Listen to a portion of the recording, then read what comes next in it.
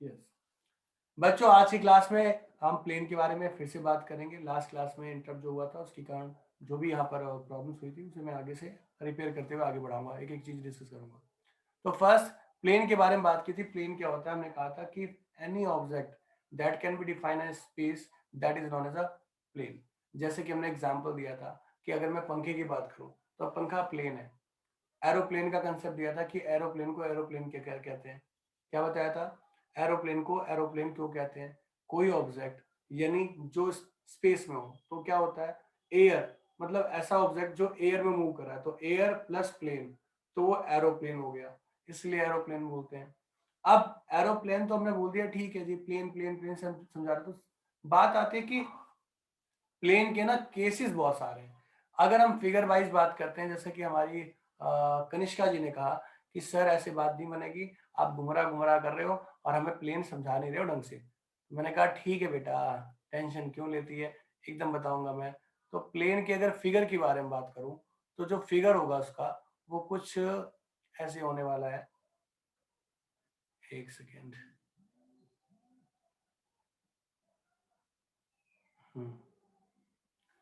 ये जी एक, भाई चैट तो करो मत, सीधा बोल दो। हाँ, कुणाल मेहता। अरे सीधा बोल दो ना, क्या लिखा है बोलने की वैसे जरूरत है, सीधा बोल बेटा, मुझे सीधा बोल, मैं तेरी बात मान जाऊंगा। सीधा। हाँ, सीधा डिस्कस करेंगे हम। अब बात आती है, देखो एक ये फिगर के बारे में बात कर रहे थे हम। तो फिगर में अगर हम बात करें तो क्या होता है, कोई ऑब्जेक्ट जो इन पर होल्ड होता है, जैसे ये हमारे पास प्लेन का अगर हम ग्राफ बोले, यानी वो क्या नाम है, प्लेन को डिफाइन करें तो प्लेन कुछ ऐसे होगा, ठीक है। यानी कोई ऑब्जेक्ट, ठीक है, जो, हाँ, जो कुछ ऐसे डिफाइन हो इस तरीके से। ये करेक्ट कर लेना, मैंने फिगर लाइन अच्छे से खींची नहीं सर है। ये तो समोसा लग रहा है, प्लेन तो नहीं लग रहा। हाँ समझ गया मैं, समोसे पे तेरे खा ले फिर, टेंशन मत ले, खा के खा ले। इसे करेक्ट कर लेना। इसे मैं लाइन सही से नहीं खींच पा रहा हूँ, इसे करेक्ट कर लेना, ऐसे लाइन खींच लेना, ठीक है। तो ये क्या है, प्लेन का नेचर है, यानी प्लेन को ऐसे डिफाइन किया गया है ग्राफिकली, ठीक है। अब मैंने कहा था मुझे ना केस ध्यान रखना है, पहले केस के बारे में ढंग से समझ लेना, केस के बारे में ढंग से समझ लेना। जो केसेस होते हैं उन केसेस के का काम क्या है और कैसे काम कर रहे हैं यहाँ पर, वो हम समझेंगे। तो पहली कंडीशन आती है case number first, when we have given a normal vector. Very clear बेटा, अगर एग्जामिनर आपसे, मैं फिर से बता रहा हूं, यहाँ कंफ्यूजन क्रिएट होती है। एग्जामिनर आपसे बोलता है कि मुझे इक्वेशन ऑफ प्लेन निकाल के दिखाइए और आपके पास एक वेक्टर गिवन है, क्या है, बुक के हिसाब से लिखा होगा नॉर्मल वेक्टर एनसीईआरटी में। पर अगर वो वेक्टर ही लिखा होता है, नॉर्मल नहीं लिखा होता, तब भी वो नॉर्मल ही होगा। यानी कोई कंडीशन जब नॉर्मल सिचुएशन में होती है तभी वो प्लेन बनती है, ये ध्यान रखना, ठीक है। यानी आपके पास चाहे वो नॉर्मल वर्ड यूज करे चाहे ना करे, चाहे करे चाहे ना करे, वो हमेशा नॉर्मल नेचर में ही रहेगा। आपको कंफ्यूज करने के लिए वो क्या बोलेगा, we have given a vector then equation of plane निकालिए। तो आप समझ जाइएगा कि वो जो इक्वेशन दिया है वो ऑलरेडी क्या है, नॉर्मल नेचर में है, क्योंकि जब तक नॉर्मल नहीं होता तब तक वो प्लेन नहीं बनता। सीधी सी बात है। फॉर्मूला क्या होता है इसका, इसका फॉर्मूला आप लोगों ने पढ़ रखा है, जैसे कि मैंने बताया भी था। क्या बताया था, आर एंड डी, यानी r dot n unit equal to d, ठीक है।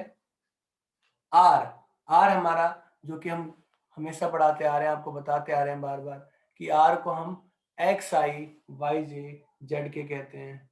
एन क्या है, नॉर्मल वेक्टर, ध्यान रखना वेक्टर होता है तो वेक्टर के कोफिशिएंट क्या होते हैं, डायरेक्शन रेशो ना, जिसे ए आई बी जे सी के कहते हैं।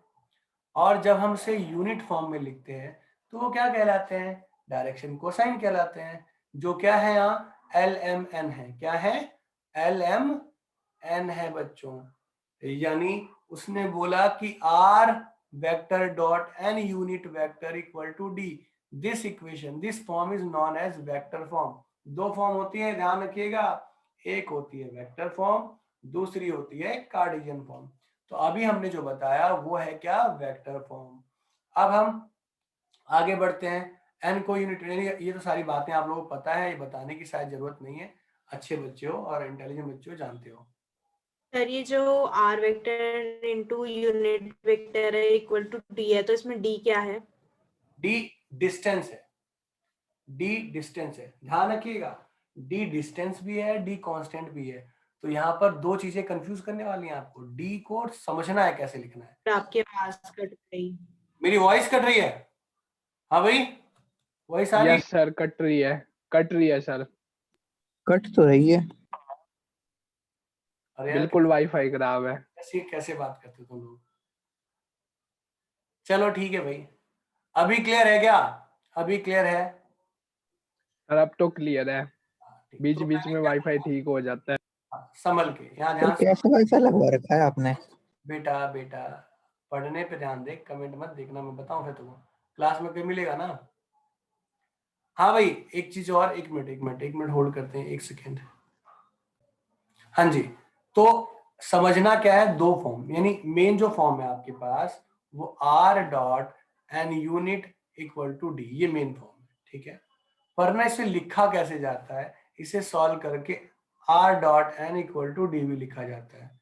अब बात आती है, देखो आप अगर इस नेचर में क्वेश्चन लिखते हो तो जो डी होता है वो क्या होता है, डिस्टेंस कहलाता है।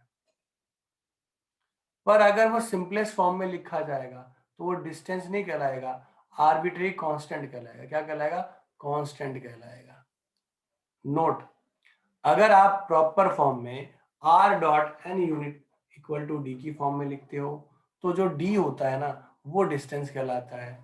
पर अगर आप उसे r dot n vector equal to d की फॉर्म में लिखते हो तो उसे कांस्टेंट कहते हैं, ना कि डिस्टेंस। दो बात भाई, अगर आप पे इक्वेशन ऑफ प्लेन गिवन है, आपके पास कोई इक्वेशन ऑफ प्लेन गिवन है, तो 100 तो नहीं, 99.99% वो सिंपलेस्ट फॉर्म में ही लिखी होगी। किसमें लिखी होगी? सिंपलेस्ट फॉर्म में। अगर आपके पास वो सिंपलेस्ट फॉर्म में लिखी होती है तो पहला काम, अगर आपसे डिस्टेंस पूछा जाए तो आप उसे उसकी एक्चुअल फॉर्म में कन्वर्ट करेंगे, यानी r dot n unit equal to d की फॉर्म में लिखेंगे। और अगर आपसे डिस्टेंस नहीं पूछा जाता या डायरेक्शन कोसाइन नहीं पूछा जाता तो आप उसे सिंपलेस्ट फॉर्म में ही शो करेंगे। बात समझ में आई? हम जितनी भी इक्वेशन ऑफ प्लेन पढ़ने वाले हैं, जितनी भी कंडीशन पढ़ने वाले हैं, वहां सिंपलेस्ट फॉर्म ही पढ़ेंगे, ये ध्यान रखिएगा। पर सिंपलेस्ट फॉर्म केवल लिखने का तरीका है, रिप्रेजेंट करने का तरीका जो r dot n unit equal to d ही है, ये ध्यान रखेंगे, ठीक है। वेक्टर और डायरेक्ट यूनिट वेक्टर दोनों में डिफरेंस मालूम है सभी को। जो वेक्टर होते हैं वो डायरेक्शन रेशियो होल्ड करते हैं और जो यूनिट वेक्टर होते हैं वो क्या करते हैं, डायरेक्शन कोसाइन करते हैं। तो अगर हम फॉर्म के अकॉर्डिंग बात करें तो देखो, आर वेक्टर ये हो गया आपके पास, है ना, एन ये हो गया, एल एम एन ये डी। तो आपकी जो फॉर्म बनी, कार्टेशियन फॉर्म बनी, वो क्या बनी, l x plus m y plus n z equal to d. ये एक्चुअल फॉर्म बनी है। क्या बनी है? Actual form. पर जब इसे सिंप्लीफाई कर देंगे तो उसे लिखने का तरीका ये भी होगा, यानी जितनी भी equation of plane simplest form में मिलेगी आपको, वो a x plus b y plus c z equal to d की फॉर्म में ही मिलेगी, ये ध्यान रखना, ठीक है। एक दो क्वेश्चन करवाता हूं और चीजों को क्लियर कर देता हूं। तो पहले मान लीजिए आपके पास कोई इक्वेशन ऑफ प्लेन यानी एन दिया हुआ है। हाँ बोलो। जैसे आपने कहा कि वो दो इक्वेशन है, उसमें पहले में डिस्टेंस कहते हैं, दूसरे में कांस्टेंट कहते हैं, ऐसा क्यों? एकदम बताता हूँ, वही चीज समझा रहा हूँ कोई एग्जांपल से, ठीक है बेटा। देखो इसे, अब यहाँ पर देखो क्या देखा, एन दे रखा है आपके पास कोई वेक्टर, ठीक है, एन दे रखा है, डी दिया हुआ है आपके पास। तो आप जब उसे वेक्टर इस फॉर्म में लिखेंगे, एक कमाल की बात पता है क्या, जो उस वाले डी की बात कर रहा हूँ जिसमें एल एम एन है, उसमें जो डी होगा वो हमेशा किस नेचर में होगा, एक तो वैल्यू होगी और साथ में ना नीचे अपॉन में वैल्यू भी होगी, और वो ना यूनिट क्या होगी, वो मैग्नीट्यूड के इक्वल होगी। किसके? नॉर्मल वेक्टर के मैग्नीट्यूड के इक्वल होगी हमेशा। तो यहाँ जो एन दे रखा है, देखो आप ध्यान से देखो, ये जो मैंने सॉल्व किया ये वेक्टर है, सॉरी ये तो आर है आपका, ये एन वेक्टर है, ये उसका यूनिट है, और ये डिस्टेंस लिया। जब मैं इसको सॉल्व कर रहा हूँ तो आप देख रहे हो ये इक्वेशन मिल रही है सिंप्लीफाई हो गए। तो इसको मैं डिस्टेंस थोड़ी ना बोलूंगा, इस 5 को डिस्टेंस थोड़ी बोलूंगा। डिस्टेंस क्या है? 5/√29 डिस्टेंस है। डिस्टेंस क्या है? 5/√29 है। और 5 क्या है? कांस्टेंट वैल्यू है, दैट्स इट, इससे ज्यादा नहीं। फिर से बता देता हूं कि यूनिट वेक्टर यानी जब आपका प्लेन यूनिट फॉर्म में रहेगा तो उससे जो मिली हुई वैल्यू होगी, जो सेपरेट वैल्यू होगी, उसे डिस्टेंस बोलेंगे। और अगर वो यूनिट फॉर्म में नहीं रहेगा तो जो इक्वल में मिलेगी वो कांस्टेंट वैल्यू कहलाएगी। बात समझ में आई या नहीं आई? ये सिंप्लीफाई होने के बाद ऐसा एक दो क्वेश्चन देख लेते हैं, समझ में आ जाएगा। ये बात क्लियर हुई या नहीं हुई? पहले फटाफट बोलो हाँ या ना, नहीं तो फिर दोबारा बताऊं। क्लियर है सर। क्लियर है, ठीक है। अब हम बात करेंगे, एकदम सिंपल सी बात है। यानी आप जब डिफाइन करेंगे ना तो उसका nature ax + by c z = d की ही फॉर्म में होगा, इसके अलावा कुछ नहीं होगा। देखो यहाँ पर ये जो नेचर है ये एक्चुअल फॉर्म है, ये क्या है? प्लेन की एक्चुअल फॉर्म है। पर हम इस फॉर्म में ना आंसर लिखते नहीं है, हमारी आदत है सिंप्लीफाई करके लिखने की। मतलब इसी इक्वेशन को हम 2x + 3y + 4z = 5 भी लिखते हैं। क्यों? क्योंकि जो √29 है वो दोनों साइड से कट जाता है ना। तो ये इक्वेशन प्लेन, ये भी इक्वेशन ऑफ प्लेन है और ये भी इक्वेशन ऑफ प्लेन है। ये दोनों क्या है? इक्वेशन ऑफ प्लेन ही है। सर दोबारा आवाज कटने लग गई। भाई सभी को सुनाई दे रहा है या दिक्कत आ रही है? सिर्फ मेहता जी को दिक्कत है या सबको दिक्कत है? सर मेरे में तो क्लियर है। सर आवाज कट रही है। कनिष्का आपको? बीच बीच में कट जा रही है फिर ठीक हो जा रही है। पता नहीं। और बाकी किसी को दिक्कत है मेहता जी और इनके अलावा, कनिष्का के अलावा? सुनाई दे रहा है? ऐसा तो होना नहीं चाहिए बट फिर भी देखते हैं। मेरे को अगर तो ऐसा सही लगे सुनाई दे रहा है अब। हाँ बता देना मुझे अगर कोई ऐसी दिक्कत लगे तो ये मैं बार बार इसीलिए रिपीट कर रहा हूँ। तो ये बातें क्लियर हो गई या नहीं हुई? ये चीजें क्लियर हुई या नहीं हुई? ये सर हो गई। ये Very सब good. क्लियर है। अब हम बात करते हैं केस नंबर 2 पे। अब हम पढ़ेंगे अगला केस। तो बच्चों केस नंबर 2, केस नंबर 2 में हम पढ़ेंगे क्या? लिखिए, इक्वेशन लिख लीजिए यहाँ पर कॉपी में अपने। If we have given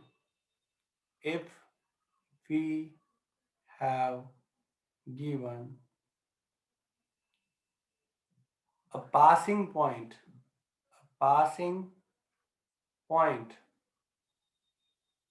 and a perpendicular vector. आपके पास एक पासिंग पॉइंट गिवन होगा और एक परपेंडिकुलर वेक्टर होगा। अब बता आपको एग्जामिनर आपको कंफ्यूज कैसे करेगा। एग्जामिनर ना पासिंग पॉइंट लिखेगा पर परपेंडिकुलर वेक्टर नहीं लिखेगा। आपको कंफ्यूज कैसे करेगा? वो पासिंग पॉइंट तो लिखेगा मगर परपेंडिकुलर वेक्टर नहीं लिखेगा। जब भी वो बोल दे प्लेन की इक्वेशन चाहिए और एक पास कर दे, क्या कर दे? एक पॉइंट पास करवा दे, तो समझ जाना हमेशा क्या होगा? परपेंडिकुलर ही होगा। फॉर्मूला क्या होता है इसका? इसका फॉर्मूला होता है r-a, पास कर दिया, परपेंडिकुलर है तो n डॉट = 0। परपेंडिकुलर है तो डॉट 0 हो गया। r यानी इससे इस समझने का तरीका है, r-a पास करवा दिया, फिर वो बोला उसके परपेंडिकुलर है इसके, तो एक डॉट करा, वो 0 के इक्वल हो गया। ठीक है, इसे हम क्या बोलेंगे? वेक्टर फॉर्म बोलेंगे। क्या बोलेंगे बेटा? वेक्टर फॉर्म बोलेंगे। क्लियर है या नहीं क्लियर है? तो सर ये जो n वेक्टर है वो हमारे प्लेन को रिप्रेजेंट कर रहा है। जी जी जी, एन क्या दिखा रहा है? एक है तो वेक्टर ही मगर प्लेन की फॉर्म में डिफाइन कर रहा है इसको, यानी प्लेन की कंडीशन डिफाइन कर रहा है। ठीक है, जैसे कि अब बात करूं, थोड़ा सा ग्राफ का देख लेते हैं। मान लो कोई और ऑब्जेक्ट सर ये जो एक बारी और जो r-a कर रहा है ये क्यों कर रहा है? पास करवा रहा है, कहीं से तो पास करेगा ना वो। जैसे मैं मानता हूं तो ये कोई, जैसे आपने r-a लिखा है ना, कोई और साइन नहीं लगाया, माइनस क्यों करा है? जैसे और a क्या है? जैसे मैं कह रहा हूं यहाँ पे देखो, ये पॉइंट है, ये पासिंग पॉइंट है और ये कोई ऑब्जेक्ट हो गया मान लो इस टाइप का। ठीक है, कुछ भी हो गया, मतलब कैसे भी हो गया। तो पासिंग पॉइंट ये रहा, पास जहां पर कर रहा है, जहां से पास कर रहा है वो पासिंग पॉइंट ही हो गया। इससे एक वेक्टर हो गया। और ये जो ये वाला जो वेक्टर ए वाली फॉर्म है ये इस पे परपेंडिकुलर नेचर बनाएगी। क्या बनाएगी? परपेंडिकुलर बनाएगी, इसलिए इसका डॉट प्रोडक्ट क्या होगा? 0 होगा।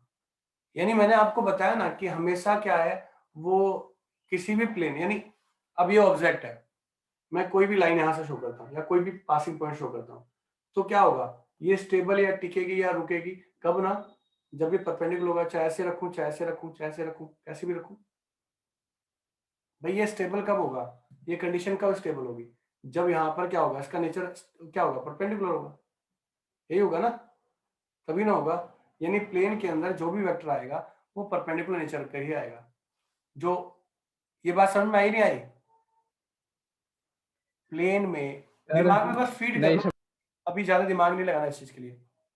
याद रखना सिर्फ यहाँ परपेंडिकुलर कंडीशन ही बन सकती है, कोई और कंडीशन नहीं बनेगी। मतलब ये प्लेन है आपका, ये प्लेन यहाँ पर अगर मैं पास करता हूँ तो परपेंडिकुलर होगा, यहाँ पर रखूंगा तब भी परपेंडिकुलर, यहाँ भी रखूंगा तब भी, यहाँ रहेगा तब भी, और अगर मैं इसको ऐसे होल्ड करता हूँ तब भी, ऐसे करूंगा तब भी, यानी किसी भी सिचुएशन में अगर मैं इसको रखता हूँ, होल्ड कराता हूँ, तो परपेंडिकुलर कंडीशन में ही होगा, तभी ना स्टेबल हो पाएगा। ये कंडीशन स्टेबल कब हो पाएगी? जब परपेंडिकुलर कंडीशन होगी। ठीक है? हाँ या ना? कनिष्का, प्रीति? नहीं सर, दोबारा समझाओ। दोबारा बता देता हूँ एकदम। देखो मेरे कहने का सीधा मतलब है कि कोई भी आप किसको डिफाइन कर रहे हो? आप डिफाइन किसे कर रहे हो? किसी ऑब्जेक्ट को डिफाइन कर रहे हो ना। डिफाइन का मतलब क्या होता है? उसको प्लेस करना, यही ना, स्पेस में प्लेस करना। कोई भी प्लेस कैसे होगा, स्टेबल कैसे होगा? जब उसे होल्ड करेंगे। उसे क्या करेंगे? होल्ड करेंगे। होल्ड करने के लिए क्या होना चाहिए? उसका नेचर क्या होना चाहिए? परपेंडिकुलर होना चाहिए। भाई अगर मैं पंखे को भी टांगता हूं तो पंखे को टांगने के लिए कंडीशन क्या होती है? ऐसी होती है ना, परपेंडिकुलर कंडीशन में। ठीक है? अगर मैं किसी भी फॉर्म के अंदर, मतलब कहने का सीधा मतलब किसी को हैंग करना है या किसी को भी डिफाइन करना है तो वो स्पेस के अंदर या जिस भी कंडीशन में वो एक परपेंडिकुलर नेचर में ही डिफाइन होगी। ये बात ध्यान रखो, अपने दिमाग में फीड कर लो, मैं फिगर के थ्रू इसे कंडीशन को क्लियर करवा दूंगा। फिलहाल दिमाग में रख लीजिएगा, प्लेन हमेशा परपेंडिकुलर कंडीशन को ही अपने नेचर के अंदर होल्ड करता है। ये बात क्लियर है? ये चीज क्लियर है? यस कनिष्का, कनिष्का रिप्लाई करो बेटा। Yes sir. Yes. सर जो ये सेकंड इक्वेशन हाँ मैं दिखा रहा हूँ, इसको समझाऊंगा इक्वेशन कैसे है, हम्म, इसमें हम लोग निकाल के आ रहे हैं। हम प्लेन की इक्वेशन निकाल रहे हैं, इक्वेशन ऑफ प्लेन निकाल रहे हैं। अभी इक्वेशन ऑफ प्लेन क्या बताया था? R dot n equal to d, यही बताया था ना प्लेन। तो एक्चुअल में ये भी वही है। कैसे है अभी बताऊंगा, पहले इतना ध्यान दो, जो मैंने बताया वो ध्यान रखना। ये परपेंडिकुलर कंडीशन बनाता है और यही होता है। आपका नेट बेटा थोड़ा सा वीक है आई थिंक, मुझे भी आवाज आपकी क्लियर नहीं आ रही थी, तो थोड़ा ध्यान देना यहाँ पर। अब जो वेक्टर होता है, ये देखो, ये तो आर है, आर क्या होता है हमेशा? एक्स आई वाई जे जेड के होता है ना। और ए क्या है? पॉइंट है, पॉइंट है। याद रखना केस क्या है? You have given a point and a vector. Examiner जरूरी नहीं है परपेंडिकुलर लिखेगा, अगर वो बोले चाहे ना बोले, अगर वेक्टर दिया है तो वो परपेंडिकुलर ही होगा। इस बात को दिमाग में फीड कर लेना, कंफ्यूजन ऐसे क्रिएट की जाएगी आपको। ठीक है? तो ए क्या आपके पास? कोई पॉइंट है, तो x1i y1j और z1 के हो गया। क्या हो गया बेटा? ए वेक्टर क्या हो गया? xi plus yj plus z1 के। n क्या होगा आपका? n होगा ai bj एंड ck। ये बात क्लियर हो गई? यहां तक सभी को क्लियर है या नहीं है? प्लीज कंफर्म करो। Yes sir Kanishka, yes sir. अब मैंने इक्वेशन, यानी मैंने क्या बोला? मैंने कहा देखो केस है अलग अलग। जब नॉर्मल वेक्टर, सिर्फ वेक्टर दे रखा है, अगर सिर्फ वेक्टर दे रखा है तो ये इक्वेशन थी, है ना। अभी एक पासिंग पॉइंट और परपेंडिकुलर देगा तो ये वाली इक्वेशन होगी। ठीक है?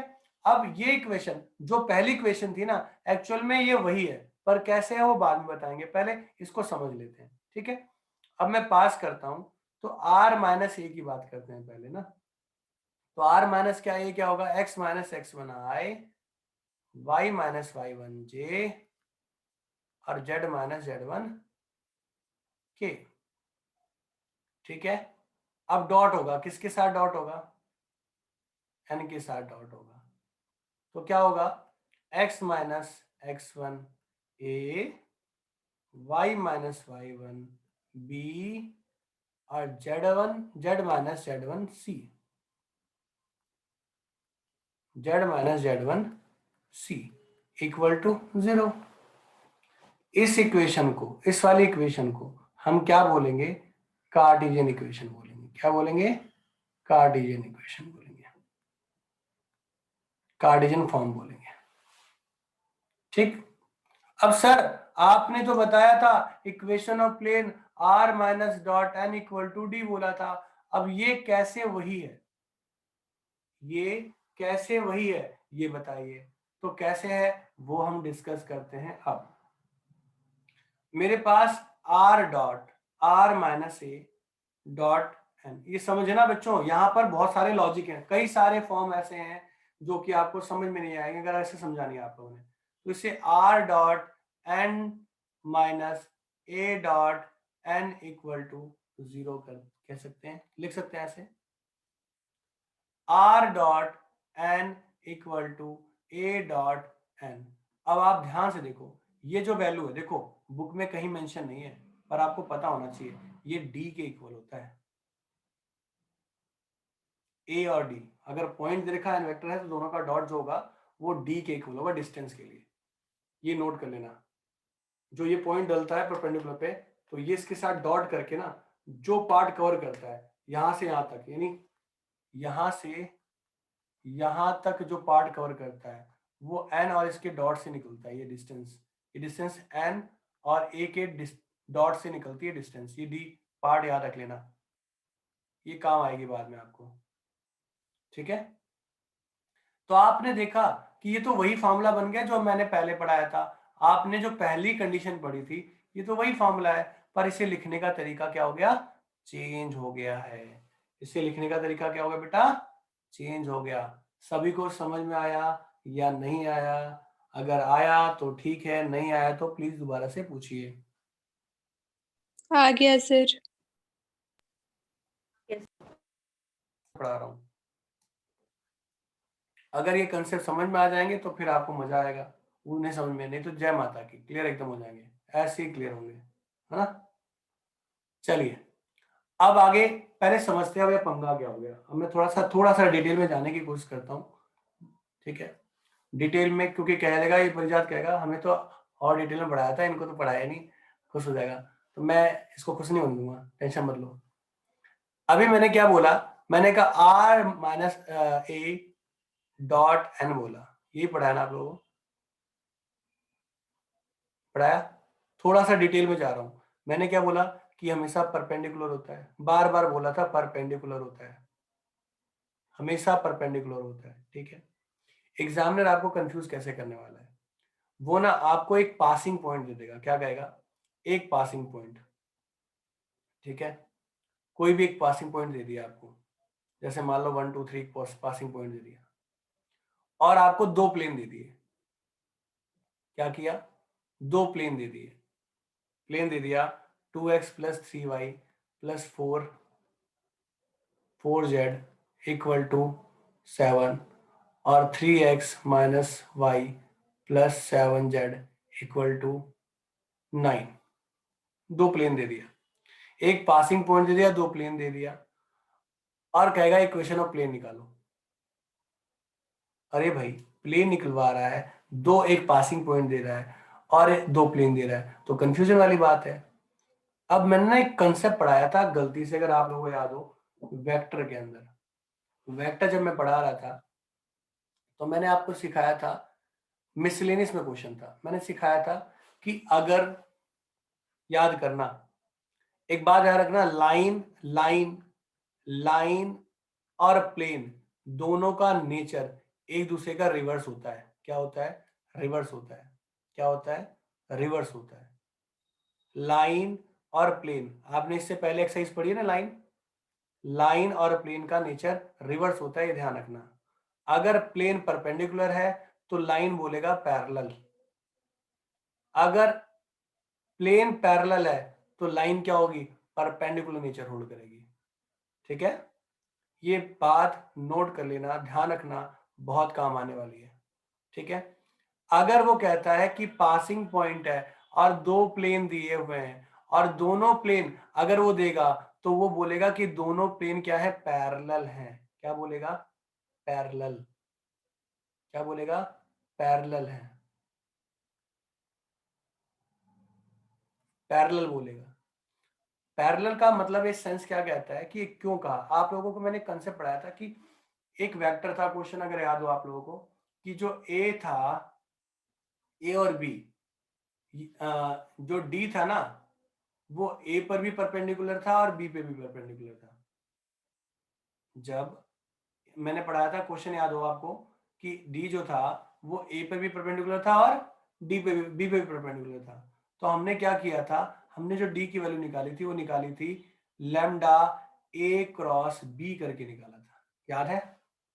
मतलब अगर दो कंडीशन परपेंडिकुलर है तो दोनों का जो क्रॉस होता है, दोनों का जो क्रॉस होता है वो पैरेलल के इक्वल होता है। बताया था क्या? ये क्वेश्चन मैंने करवा रखा है, याद रखना। अगर दो कंडीशन एक वेक्टर पे या दो वेक्टर किसी एक वेक्टर पे परपेंडिकुलर है तो दोनों का जो क्रॉस होगा ना वो उस वेक्टर के पैरेलल होगा। ये ध्यान रखने वाली बात है। ठीक है, अब हमें तो यहां चाहिए n। क्या चाहिए? n। हमारे पास यहाँ क्या गिवन है? n1। और ये क्या है? n2। तो ये दोनों क्या है? पैरेलल। अब ये ऑटोमेटिक लिखा होगा, बुक में लिखा होगा कि जी पैरेलल दे रखा। कंफ्यूज कैसे करेगा भाई? इक्वेशन में प्लेन में क्या होता है? परपेंडिकुलर होता है, दे दिया इसने पैरेलल। तो कंफ्यूज हो गए बच्चे कि हाँ भाई सर ने तो पढ़ाया था परपेंडिकुलर, यहाँ दिया है पैरेलल। तो याद करोगे आप कि इस वाले से इस वाले से इन दोनों के क्रॉस से, इन दोनों के क्रॉस से एक नया वेक्टर बनेगा जिसे आप क्या बोलोगे? एन वेक्टर बोलोगे। ये पैरेलल है, इन दोनों का क्रॉस करोगे नया वेक्टर बनेगा, उस वेक्टर को हम क्या बोलेंगे? एन वेक्टर, जो किस नेचर में होगा? परपेंडिकुलर नेचर में होगा। इसको और डिटेल से समझेंगे, पर कब समझेंगे? अगले कॉन्सेप्ट के अंदर। अगला जो कॉन्सेप्ट मैं बताने जा रहा हूं उसे समझिए। यहां तक क्लियर है सभी को? समझ में आया नहीं आया? कुछ पॉइंट नोट करने वाले हैं, उन्हें ढंग से नोट सर एक बार फिर से बता दो। एकदम जब बता आप दूंगा। लाइन ऑफ ब्रेक आप बता रहे थे ना, वहां से बता दो एक बारी। यहां तक क्लियर है बेटा? यानी चीजें क्लियर हो गई यहां तक? ये पॉइंट क्लियर है? यस सर, यस बस सर। अगले वाले कंसेप्ट में इसको डिटेल में डिस्कस कर लूंगा, इसी चीज को डिटेल में डिस्कस कर लूंगा। ठीक है, अगला कंसेप्ट लिखो equation of plane, case number 3। आसान नहीं है, मैं फिर से कहूंगा आसान नहीं है, एक नहीं। अगर आपको 30% भी समझ में आ गया क्लास तो फिर मेरी मेहनत साकार हो गई, क्योंकि ये 2 से 3 बार मुझे पढ़ाना पड़ेगा। Case number 3, if we have 3 non-collinear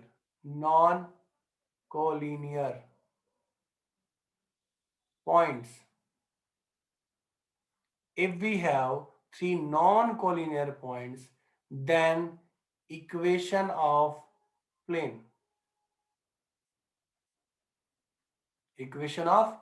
plane r minus a dot b minus a cross c minus a,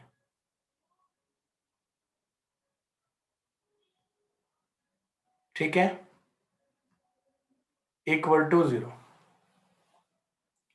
ये आपकी कार्टेशियन फॉर्म है। ये क्या आपकी कार्टेशियन फॉर्म है। यहां तक किसी बच्चे को कोई दिक्कत? No sir. तो केस नंबर 3 है, if we have 3 non-collinear points then equation of plane this. अब इसमें क्या होता है, आप ध्यान से देखो बच्चों, पहले तो इसी इक्वेशन को सॉल्व कर लेते हैं, ठीक है। r आपको पता है क्या होता है, r होता है एक्स आई वाई जे और जेड के। a क्या होता है बच्चों, a होता है पॉइंट है तो x1 की फॉर्म में लिखते हैं, बताया था ना, y1 और z1 के। b आपके पास क्या है, x2i y2j और z2k। c x3i plus y3j plus z3k। एक सेकेंड, हाँ जी, अब संडे में छुट्टी पूरी बंद है। तो टाइमिंग क्या होंगी फिर क्लासेस की? बता दिया जाएगा, काहे घबरा रही हैं। अब देखिए यहाँ पर r माइनस ए, तो r माइनस ए निकालते हैं, r ये रहा तो x माइनस x1 आई y minus y1 j z minus z1 के। b माइनस ए x2 माइनस x1 आई y2 minus y1 j z2 minus z1 के। c माइनस ए x3 माइनस x1 आई x3 minus y sorry y3 minus y1 j z3 minus z1 के। अब देखो ध्यान से, फॉर्मूले के अंदर ना यहां पर देखो क्रॉस है ना, क्रॉस है कि नहीं है, तो दोनों पार्ट को b माइनस ए, भाई क्लास ना रीज्वाइन कर लेना अगर टॉपिक कंप्लीट नहीं हुआ तो, ठीक है। क्रॉस मैं से आई जे के लिख सकता हूं, इसके कोफिशिएंट को x2 minus x1 y2 minus y1 z2 minus z1 और इसके x3 minus x1 y3 minus y1 z3 minus z1। ये हमारे पास आ गया। अब वो डॉट किसके साथ करने को कह रहा है बच्चों, वो डॉट पहले वाले के साथ करने को कह रहा है, तो डॉट करेगा तो ये वाला प्लेस और ये वाला प्लेस और ये वाला प्लेस तीनों रिप्लेस हो जाएंगे किससे, इससे। मतलब r माइनस ए, ढंग से देख लो पहले, नोट बाद में कर लेना,